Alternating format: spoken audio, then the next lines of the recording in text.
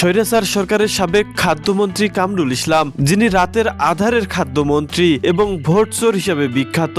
খাদ্যমন্ত্রী থাকাকালীন পচা গম কিনে আলোচনা সমালোচনায় এসেছিলেন বহুবার। বাংলাদেশের সংবিধান থেকে চিরতরে তত্ত্বাবধায়ক সরকার তুলে দেওয়ার অন্যরকম মাস্টারমাইন্ড কামরুল ইসলাম। তার বড় ভাই আজিজুল ইসলাম বাংলাদেশের মুক্তিযুদ্ধ চলাকালীন সময়ে মুক্তিযুদ্ধের বিরুদ্ধে ঢাকায় প্রথম শান্তি কমিটি গঠন করেছিলেন। ভারত এবং রয়ের পরিকল্পনা বাস্তবায়নে অদূরদর্শী পরিকল্পনা হাতে নিয়ে সামনে এগোচ্ছিলেন কামরুল ইসলাম এবং তার মন্ত্রী পরিষদ। বাংলাদেশ থেকে টাকা পাচার এবং দুর্নীতি করে সম্পদের পাহাড় বানিয়েছেন বলে তদন্তে নেমেছে দুদক। এই বয়সে এসে 8 দিনের রিমান্ড পেয়েছে কামরুল ইসলাম। তাকে গ্রেপ্তারের পর আদালত প্রাঙ্গণে বৃষ্টির মতো ডিম ছুঁড়েছিল সাধারণ জনগণ। অনেকে আবার বলেছিলেন, আমাদের ডিমগুলো গরম পানিতে সিদ্ধ করে আদর যত্ন করে তার জায়গা মতো একটার পর একটা ভরিয়ে দেওয়া।